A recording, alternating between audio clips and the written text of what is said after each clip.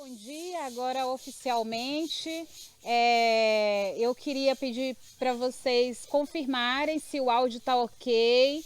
Lembrando que nós estamos aqui no Quilombo, estamos aqui no nosso ilê, desta vez num ambiente externo, compartilhando aqui o som com as cigarras, com as árvores, com as crianças, né? Então, esse é o cenário que se apresenta aqui hoje nessa gravação. E o dia lindo, obviamente, por isso que escolhemos também essa paisagem, nada mais a ver com o tema que nós vamos abordar hoje, que é a agroecologia, né?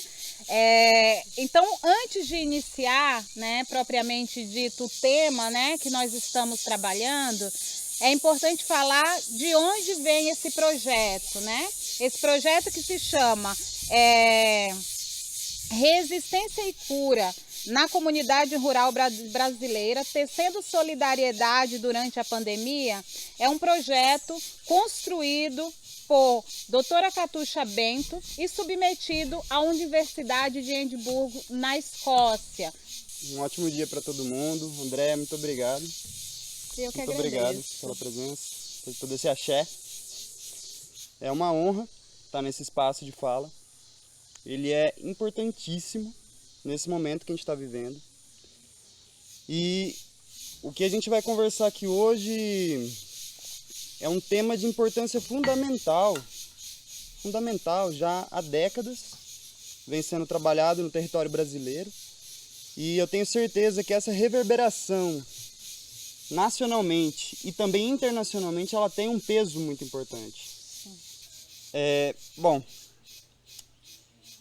eu queria falar um pouco sobre o que é agroecologia. Isso. É uma palavra estranha, é uma palavra de origem branca, ocidental, universitária, tá? Isso é uma palavra universitária. Agroecologia é uma palavra difícil, que muita gente nem ouviu. Sim. Isso é, inclusive, uma questão que a gente tem que debater, sabe? Até que ponto é isso mesmo? Porque eu tenho uma formação universitária, que ela tem uma base de engenharia agronômica. Estou em formação, estou quase formado pela UFSCar, no bacharelado em agroecologia, que segue toda a matriz da engenharia agronômica, mas sofre muita represália e marginalização, porque é um curso criado no governo mais progressista que a gente teve até hoje no Brasil, com todos os seus problemas também, não vou fazer defesa partidária, mas se eu estou na universidade hoje foi por causa disso. Foi por causa disso. E esse curso, ele é um curso que ainda existe.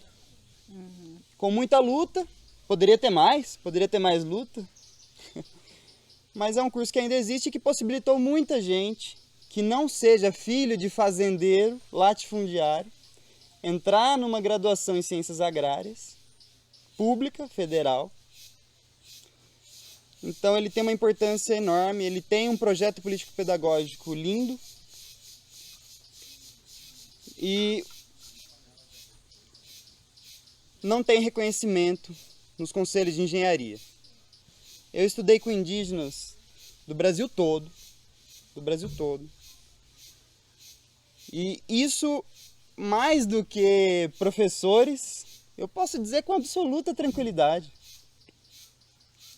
Isso trouxe uma bagagem de vida, e não só de técnica, porque eles também têm uma técnica na roça, essas pessoas que assim, é impressionante, coisa que essa ciência ocidental que é feita na universidade está muito longe, e muito longe de entender a dimensão disso.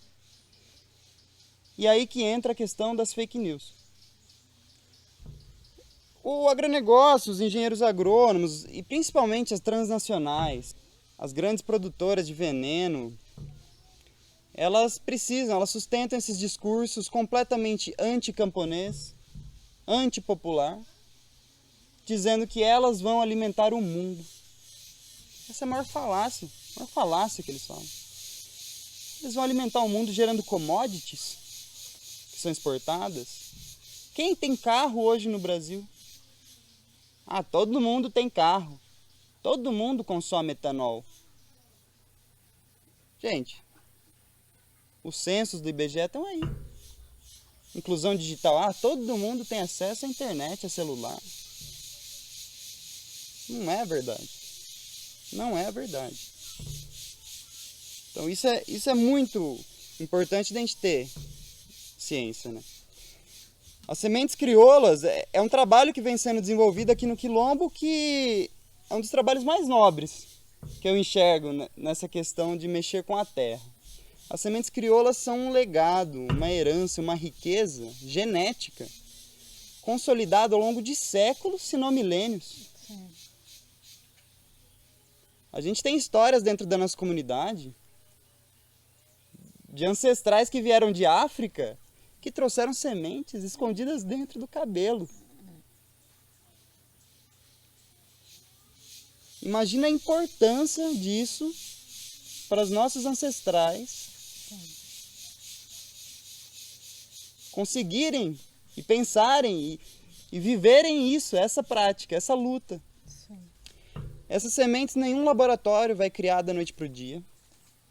Sim. Essas transnacionais que hoje estão fazendo sementes modificadas geneticamente, que só servem ao grande latifúndio, só servem para quem usa veneno a rodo, não emprega ninguém, não tem mão de obra no campo, não tem gente ocupando a terra.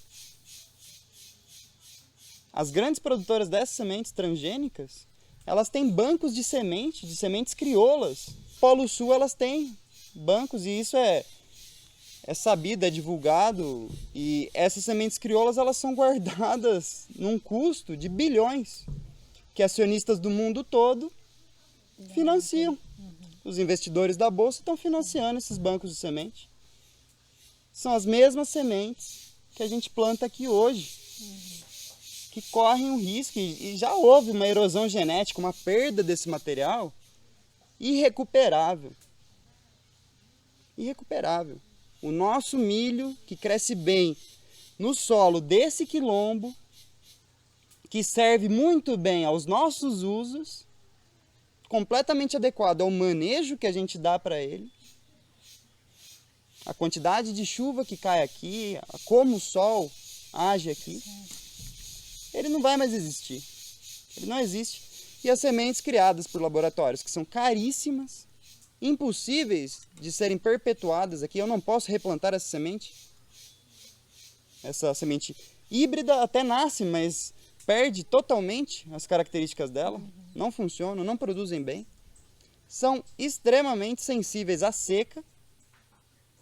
E isso, esse ano, inclusive, foi um dos anos mais tenebrosos em relação às mudanças climáticas. A gente está colhendo o que esse governo está fazendo. Ao desmatamento recorde da Amazônia, que a gente depende diretamente da Amazônia, na nossa região, no Sudeste, para cair chuva aqui. Toda a água que a floresta transpira, ela desce, beirando a Cordilheira dos Andes, até chegar aqui, e chove aqui. Se isso não existisse, aqui seria deserto. Assim como essa faixa de latitude do mundo é deserto, aqui não é, por conta de nossa floresta amazônica. Sim. E de Cordilheira dos Andes. Sim. Então, são obras divinas que tornaram possível a gente ocupar esse lugar do jeito que estamos. Eu queria te perguntar, né, sobre, pensando o agronegócio, né, com tudo isso que você falou e que nós temos conhecimento, né, e além de todo o investimento numa divulgação para que o nosso povo acredite que a produção do agronegócio é a melhor saída, é o mais barato do que a manutenção de uma comunidade e de práticas, né, de agricultura familiar, que não faz sentido manter, né, esse tipo de prática, principalmente que é um dos grandes problemas, né, que levam o êxodo rural, é justamente a justificativa que quem mora aqui está, né, desacessado do que a estrutura social da sociedade, né, nos priva, como a internet, como você falou bem aqui. E esse êxodo rural se dá, e obviamente que é alimentado pelo agronegócio que quer esse solo aqui. Queria te perguntar isso, como que essas práticas agroecológicas garantem, né, esse povo resistente permanecer dentro de uma comunidade como essa? Mas para você, como você lê essa resistência, mesmo vivendo o agronegócio com esse caos para o nosso país e para o planeta, fazer com que esse povo resista ainda dentro da agroecologia? Você não está falando agora sobre comunidades tradicionais rurais? Não, eu estou falando de comunidades que praticam a agroecologia, qualquer comunidade, rurais, que praticam a agroecologia e que não se renderam ao êxodo rural. Por que esse povo está aqui ainda? O que faz eles ficarem aqui, vivendo todo esse aperto do agronegócio, esse sufocamento do agronegócio? Racismo. O racismo, para mim, ele tem uma função maior.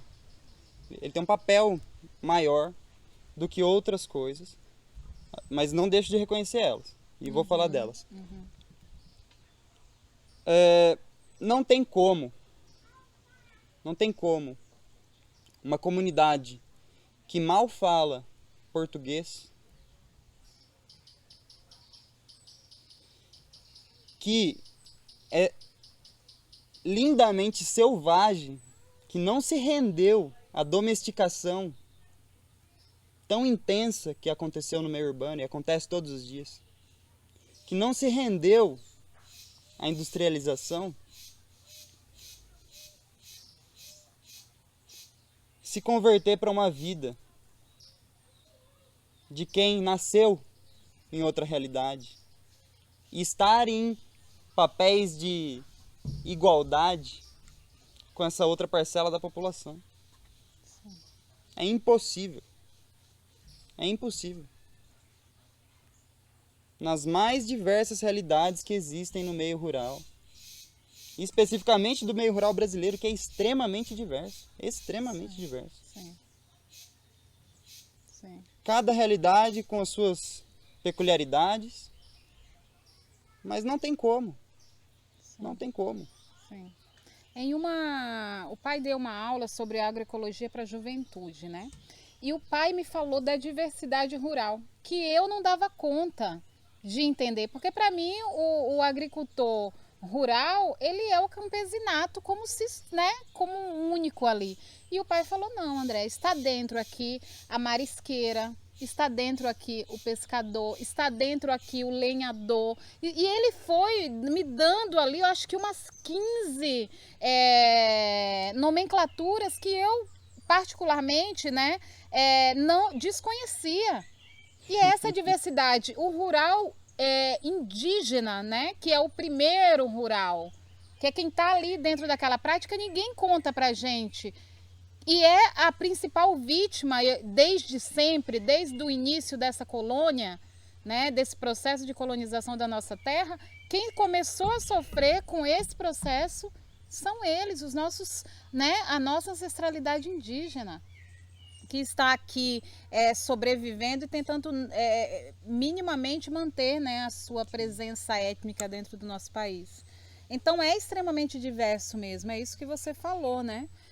Mas é isso, quais são os termos que a gente pode usar aqui para falar para o povo que está nos assistindo que a manutenção do rural brasileiro também sustenta quem está na cidade?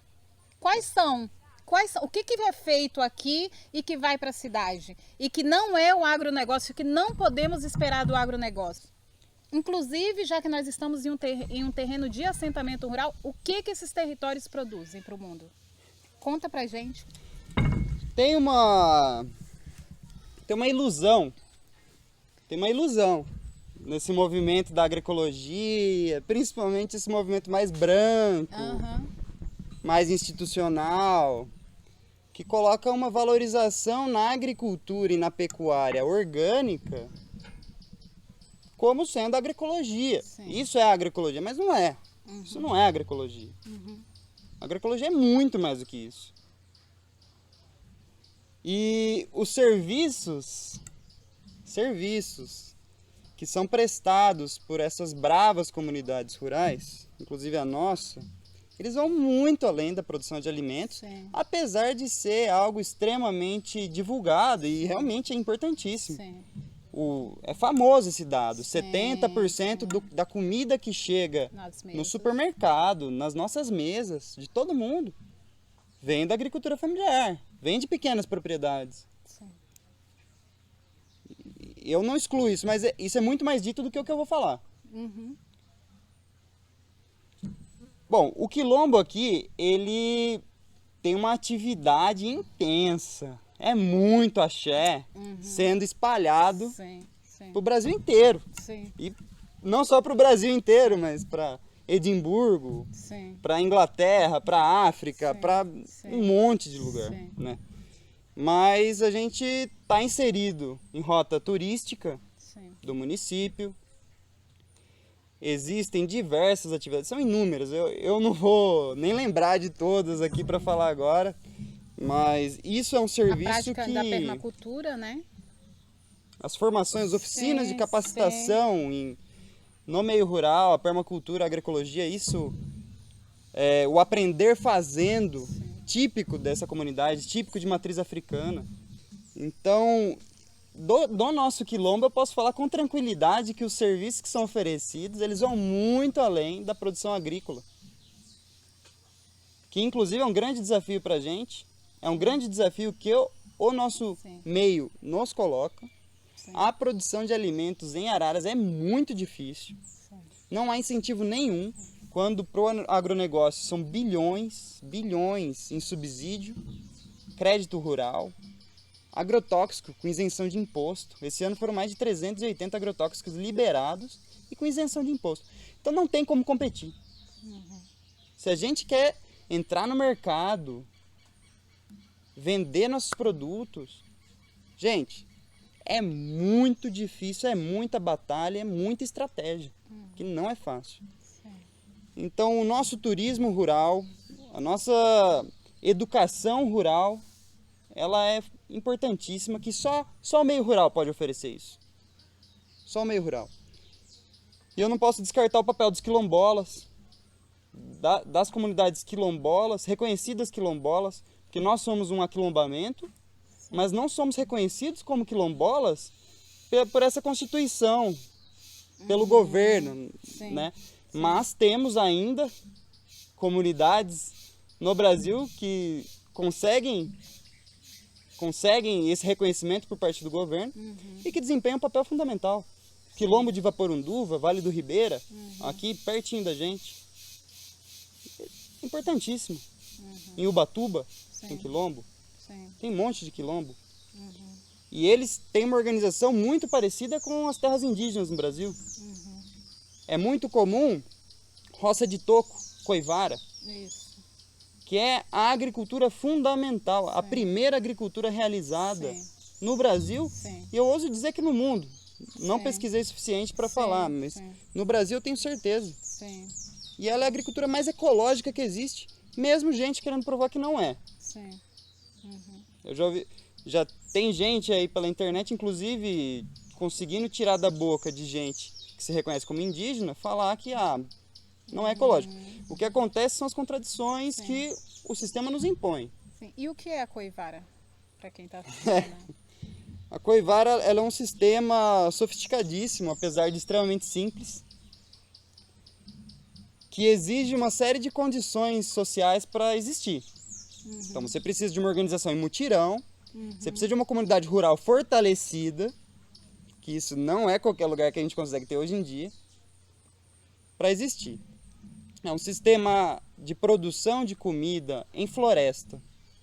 Hoje se fala muito de agrofloresta. Sim. A coivara ela é a primeira agrofloresta que existiu. Antes desse nome existir, antes de agroecologia existir, é coivara. Então, uma pequena clareira é aberta no meio da floresta imensa que é preservada, da qual essas pessoas também tiram sustento Sim. pela caça, pela coleta de frutos, pela coleta de produtos não madeireiros e madeireiros. Então a floresta ela é mantida e esse também é um serviço fundamental que todos os povos rurais que se relacionam com a mata, que preservam isso, mantêm, que é de longe o mais importante. As florestas, elas são mais importantes e hoje, inclusive, estão na Bolsa de Valores também. Sim. Os créditos de carbono, né? Então, tem gente comprando floresta hoje porque dá dinheiro. Sim. Isso está sendo uma virada. Mas a coivara, voltando para a coivara, além de preservar a floresta e de viver na floresta, eventualmente as pessoas abrem uma clareira no meio dessa imensidão de árvores, de fauna, de bicho, que elas derrubam as maiores árvores, muitas vezes com um machado de pedra, sabe? Um negócio extremamente simples e muito bem elaborado, uma técnica refinadíssima. Os antropólogos que estudaram isso, que tiveram presente com os povos, relatam que, assim, é surpreendente os cálculos que eles não precisam fazer para saber o mesmo resultado que engenheiro ia demorar semanas para saber. Sim. Eles sabiam calcular o tamanho de uma clareira que eles tinham que abrir, derrubar a árvore para plantar, no olho. Sim. Moram 200 pessoas nessa comunidade. O antropólogo perguntou, mas como que você mede? Você mede em braços? Você não tem trena, você não tem régua, né? Você mede como? Olhando eu já sei. Eu faço isso minha vida inteira, meu pai faz isso a vida inteira, minha mãe faz isso a vida inteira, meus avós, meus ancestrais. Estamos aqui há milênio. Nós conhecemos cada bichinho que tem nessa terra, cara. Esse é o tipo de sabedoria que, uma vez perdida, Sim. não se recupera de um dia para o outro. Sim. Com genocídio em massa, com etnocídio. Tirar a gente, tirar as pessoas dos nossos territórios, da nossa percepção, da nossa identidade, de saber quem é seu ancestral, seu povo. Esses são os maiores ataques que a gente sofre. E, bem, depois de um tempo cultivada essa coivara, medida no olho, ela, depois de 2 ou 3 anos, a terra ela já não produz tão bem, o mato começa a tomar conta de novo e começa o tempo de repouso. E ali fica por 20, 30, 40 anos. Tem relatos até de 60 anos. E eles vão para outra área. Então, assim, tem um tempo de recuperação dessa área. Eles sabem usar a natureza. Eles sabem se integrar lindamente com a natureza. Acho que o Ilê é uma prova disso, né? Isso aqui. Quem está aí nos acompanhando, esse lugar onde estamos aqui não existia, como colocou o Mário no início, né? Sim. E a natureza cuidou e disse, não, é isso, se vocês estão aqui, estão dispostos a fazer essa recuperação, nós também vamos trazer o que morava nessa terra. E não foi plantado, como o pai falou, várias árvores aqui, elas nasceram justamente a partir do momento do que colocou um ambiente propício para o seu nascedouro novamente, o seu renascedouro, né? Porque elas já estavam aqui em algum lugar esperando o momento certo de ressurgir, né? O melhor momento e a qualidade adequada para esse nascimento. Então, acho que é isso, né? As práticas ancestrais, elas mantêm, elas garantem de fato esse lugar, né? Essa ecologia que outras, né? Que trabalham em forma de exploração apenas, não dá conta de entender o que é isso. Que tipo de ser humano vai plantar uma coivara e vai esperar 30 anos para voltar naquele terreno? É muito louco essa lógica, né? Se você pensar, principalmente nas urgências do nosso século. Como que você vai imaginar que eu vou produzir algo hoje e vou esperar mais 30 anos para ocupar? Você tem que ser muito rico, você tem que ter muita terra, porque nós sempre pensamos num grande excesso, né? O Ilê, ele tem essa prática, né? Então, o Ilê faz não faz numa dinâmica do que o Mário está tratando, mas a nossa floresta aqui foi um lugar que foi ocupado no início, inclusive para fazer as nossas celebrações religiosas. E se você entra na floresta hoje, você vai se deparar ali como um ambiente que a natureza tomou de volta. Eles utilizaram enquanto necessitaram daquele espaço físico, a natureza veio e disse: agora eu volto de novo. Então tomou conta novamente. Esse respeito é extremamente importante, né, dentro desse espaço aqui, dentro do Ilê. A gente está chegando ao final aqui, né? E eu acho que teve várias falas aqui do Mário muito importantes. Mas, né, quando você fala da valorização da terra, do entendimento, né, da preciosidade que é esse solo aqui, eu lembro de uma fala do mestre TC, né?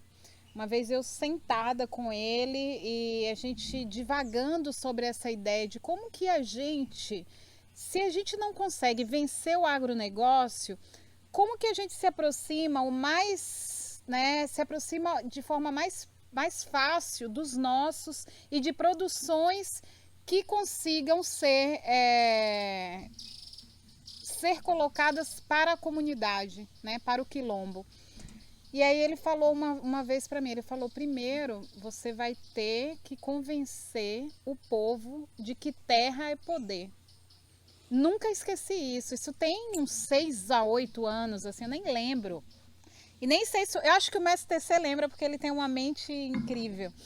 E ele falou para mim isso, ele falou: enquanto nós não falarmos para os nossos que terra é poder e que a briga do grande latifundiário é pela nossa terra, a briga tanto no tipo de ocupação rural quanto ocupação urbana é pela terra. Por que que um quadrado de terra custa tanto dentro de uma cidade? A especulação imobiliária diz o que vai ter valor e o que não vai ter valor. E nós achamos lindo, eles criaram em nós que é lindo morar na verticalidade. Aí a gente compra um quadradinho de 10, 20... Em São Paulo tem apartamento de 10 metros. 10 metros para você morar no centro da cidade de São Paulo. Inclusive eu olhei essa reportagem ontem. De 10, 20, 30 metros. E a gente fala: poxa, que ótimo. Olha que prático, eu vou morar no centro de São Paulo com um apartamento de 10 metros quadrados. Vamos propor, e aí não estou falando de agroecologia, eu estou falando de comunidade aquilombada com práticas de plantio, com práticas de cuidado, de práticas educativas construídas no nosso formato, né? Então é sobre uma outra visão de universo, né? Então nisso eu acho que é possível se viver dentro de um rural brasileiro. Sob essa perspectiva de entendimento coletivo, sabe? De práticas que deem conta de se autogerir, de se autocuidar, de se autocurar, de se autoalimentar e educar. Né? É o lugar que eu acredito na sociedade brasileira. E esse é o exercício que eu vejo que a mãe Oiace e o pai Tata Quegesse tenta nos ensinar todos os dias e generosamente dizer: isso aqui é de vocês. Compartilhem dessa nova forma de viver com a gente. Gratidão. Modo pé. Gratidão. Se você quiser falar alguma coisa aí, mas é isso. Muito obrigada. Não, só tenho a agradecer mesmo o espaço e agradecer a todo mundo envolvido. E principalmente as nossas grandes lideranças, Sim. mais velhos aí, que isso tudo não é meu, tá? Isso tudo que a gente conseguiu, tecer de debate, Sim. essa riqueza. Não existe direito autoral. Aqui não existe direito autoral. Aqui a energia flui livre, as ideias fluem livre e passam de geração em geração. Exato. É isso. Nossos aprendizados, os desafios. Exatamente. A luta, é isso. Axé. A benção, mãe, a benção, pai. Agradeço a todas as pessoas que nos acompanham mais uma vez. Agradeço mais uma vez a professora doutora Catuxa Bento por nos oportunizar este grande e precioso projeto aqui para a nossa comunidade. É isso. Muito obrigada a todos, um bom domingo e gratidão a toda essa produção, Bruna, Manchas.